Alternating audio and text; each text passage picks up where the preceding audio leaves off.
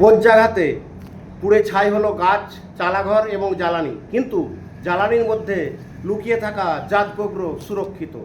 নমস্কার, আমি Malay Ghosh, wild life rescuer.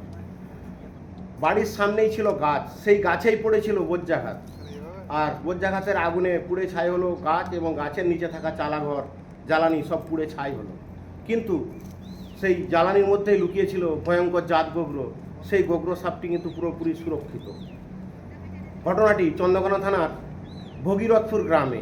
ওই গ্রামে বজ্রাঘাতে পুড়ে থাকা ওই চালাঘর যখন বাঁশ বা কাঠ বার করছিল, সেই মতো অবস্থায় বেরিয়ে পড়ে ভয়ঙ্কর জাত গোগ্র। আমাদেরকে ফোন, আমরা ফিল্ডে গিয়ে বিশাল আকার জাত গোগ্রটি উদ্ধার করি। দেখতে থাকুন সেই ভিডিও। আমরা ওই বজ্রাঘাতে পুড়ে থাকা সব জ্বালানি বা বাঁশের মধ্য থেকে কীভাবে গোগ্র সাপটি উদ্ধার করলাম।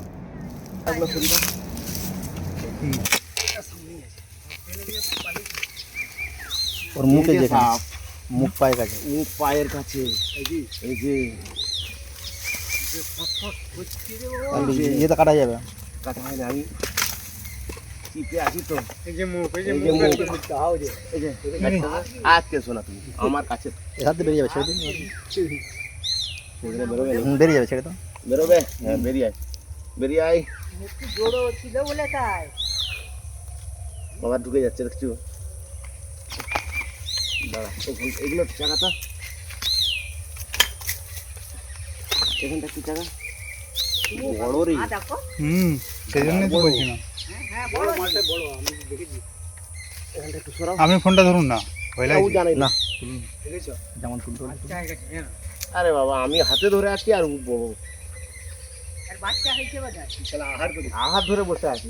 খেয়েছি। এখানটাকে তো ওখানটায় এ ভাবি, বিশাল বড়। এই এই এই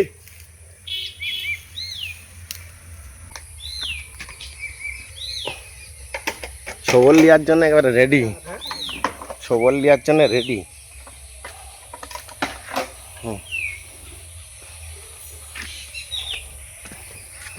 লাও, কাছে আসো, নাহলে ভিডিও হবে না।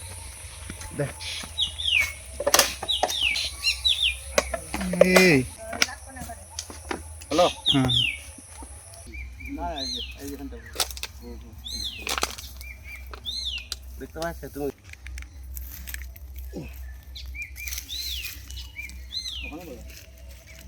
বর্জ্যপাতে পুড়ে গিয়েছিল গাছ এবং জ্বালানি, আর সেই মধ্যেই বসে আছে একটি ভয়ঙ্কর গোখরো। আমরা উদ্ধার করতে এসেছি।